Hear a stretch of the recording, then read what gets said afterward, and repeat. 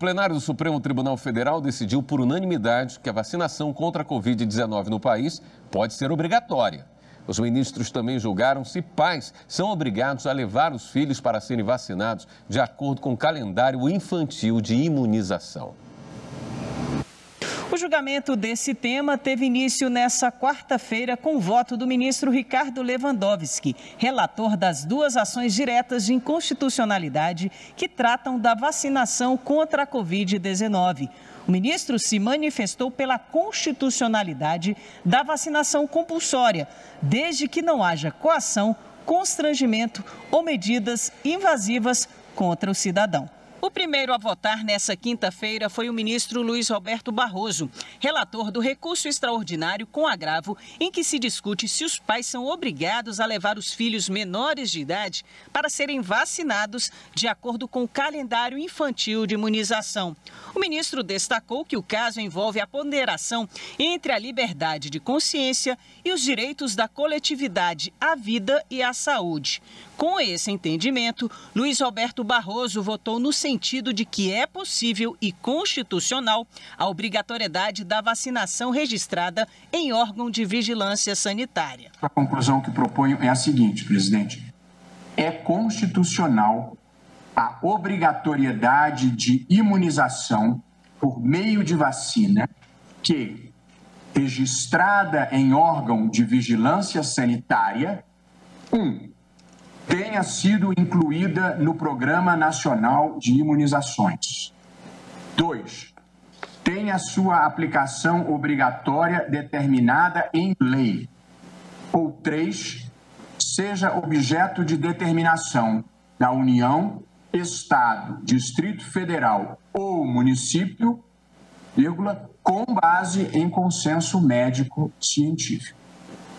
Em tais casos, não se caracteriza violação à liberdade de consciência e de convicção filosófica dos pais ou responsáveis, nem tampouco ao poder familiar.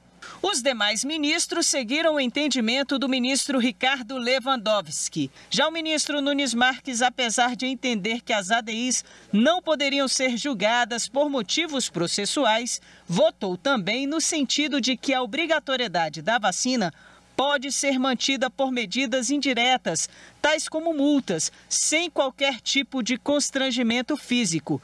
No entanto, sobre a possibilidade de os estados poderem decidir sobre a compulsoriedade da vacinação, ele considerou que a legislação exige consulta prévia à União. E, nesse ponto, divergiu do relator ministro Ricardo Lewandowski. No mérito, voto pela procedência parcial das ações, para dar interpretação conforme ao artigo 3º, inciso 3, a linha D, da Lei 13.979 de 2020, de modo que tal dispositivo seja entendido no sentido de que a instituição de obrigatoriedade da vacina contra a Covid-19 é possível pela União ou pelos Estados, mediante oitiva prévia da União, Ministério da Saúde, com base em evidências epidemiológicas devidamente apuradas, como última medida para o combate à disseminação dessa moléstia, após campanha de vacinação voluntária e o esgotamento de todas as formas menos gravosas de intervenção sanitária. A sociedade não quer saber de onde está vindo a vacina, no sentido se é o Estado, o município ou a União. E não quer saber também de qual laboratório.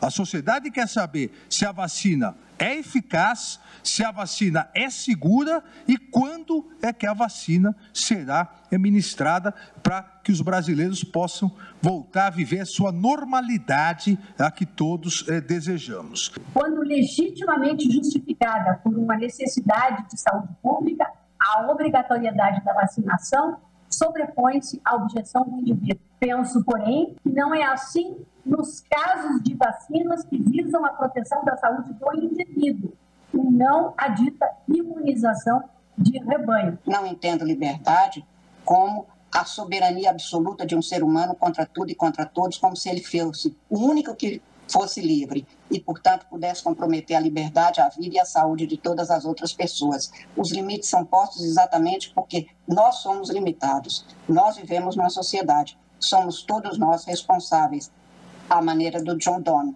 Não perguntem por quem os sinos dobram, eles dobram por mim.